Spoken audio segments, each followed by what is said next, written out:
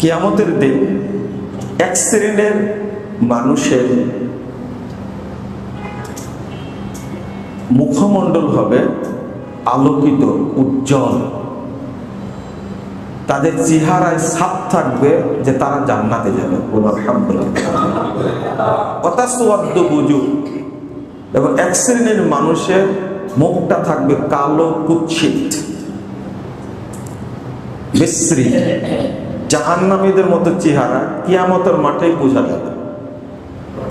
এরপর আল্লাহ বলছেন, ফাআম্মাল্লাযীনা সাওয়াদ্দাত বুজুহুহুম আকাফারতুম বা'দা ঈমানিকুম ফাযূকুল আযাবা বিমা কুনতুম তাকফুরুন।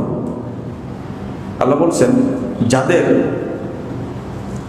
মুখমণ্ডলটা কালো, কুৎসিত হবে, আল্লাহ তাদেরকে বলবেন, আকাফারতুম বা'দা ঈমানিকুম, তোমরা তো ঈমান আনার পরে আবার কি করেছো? কুফরি করেছো। ফাযূকুল আযাবা বিমা কুনতুম তাকফুরুন, যেমন কুফরি করেছো তেমনি তোমরা শাস্তি ভোগ করো। এই কুফরি বললেন আয়াতটাতে দুইবার। এটা কি জন্য বলছেন জানেন? মুসলিম উম্মাহ ঐক্যবদ্ধ যদি থাকে আর সেখান থেকে যদি কেউ বিচ্ছিন্ন হয়ে যায়,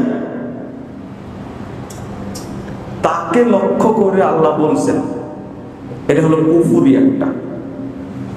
এই কুফরি শব্দটা আল্লাহ উল্লেখ করেছেন দুইবার।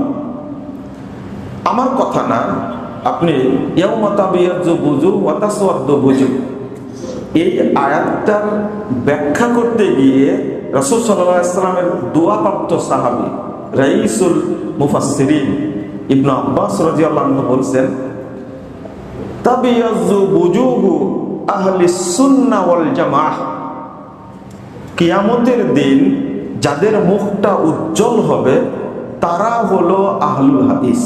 আলহামদুলিল্লাহ।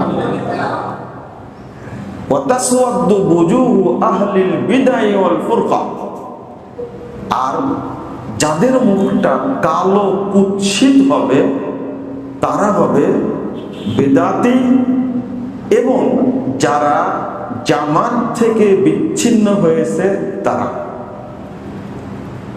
তাসওয়াদ্দু বুজুহু আহলিল বিদআহ ওয়াল ফুরকা, ইবনে আব্বাস রাদিয়াল্লাহু আনহু বলছেন এটা। এই ইবনে আব্বাস রাদিয়াল্লাহু আনহুর কথার মধ্যে তিনটা কথা আছে, একটু খেয়াল করেন। এক, বোঝা গেল যে